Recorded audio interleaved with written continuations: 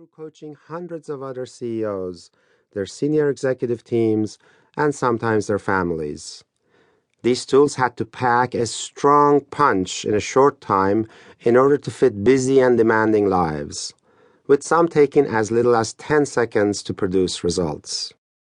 I encourage you to have high expectations for what you can get out of this book.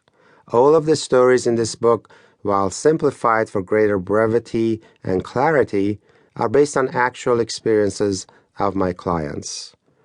If the experiences of those who have gone before you are any indication, the material in this book can change your life and be a game changer for your team or organization. Please don't settle for anything less. Part 1. What is Positive Intelligence and PQ? Chapter 1. Positive Intelligence and PQ.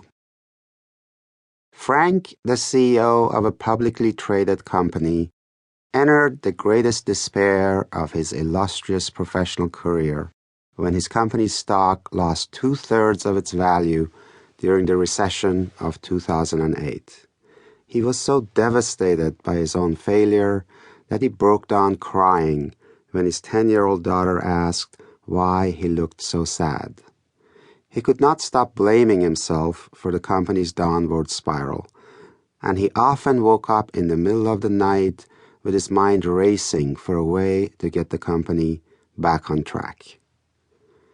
Frank's senior management team was also experiencing high stress levels, feeling guilt, and pointing fingers over what had gone wrong. They worried about the impact on themselves, on the thousands of others working for them, and on their families. They had been working impossibly long hours to turn things around without much success. That's when Frank reached out to me for help. When I met Frank, I suggested that his best bet for a sustainable turnaround of his company was to raise the positive intelligence levels of himself and his team. Using the principles of positive intelligence, we devised a core question to reframe and redirect the team's perspective and redirect its efforts. What do we need to do so that within 3 years we can say this current crisis was the best thing that could have happened to our company? Frank's senior leadership team was skeptical when he posed the question during one of their weekly team meetings.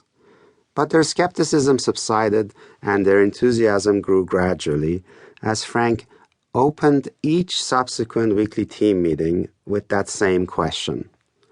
By contemplating the question and utilizing many tools of positive intelligence, they were able to shift their entire mindset from anxiety, disappointment, guilt, and blame to curiosity, creativity, excitement, and resolute action.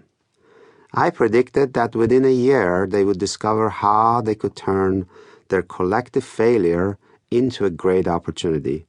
It took them less than 6 months. Over the next year and a half, the company consolidated and streamlined its product offerings. It doubled down on its bet on the original value proposition of the company, which had been lost over years of chasing tempting but unrelated growth opportunities. During this time, the company's stock slowly recovered its value. Each month, Frank and his team became more convinced that their new company would be far more dominant and successful than it had been in its prime. When I checked in with Frank recently, he reported that he valued his increased sense of peace and happiness even more highly than his impressive professional and financial gains. This is a typical reaction, as increased positive intelligence impacts both. What Frank found most fascinating was that he began having more success once he finally stopped believing that his happiness depended on his success. What are positive intelligence and PQ?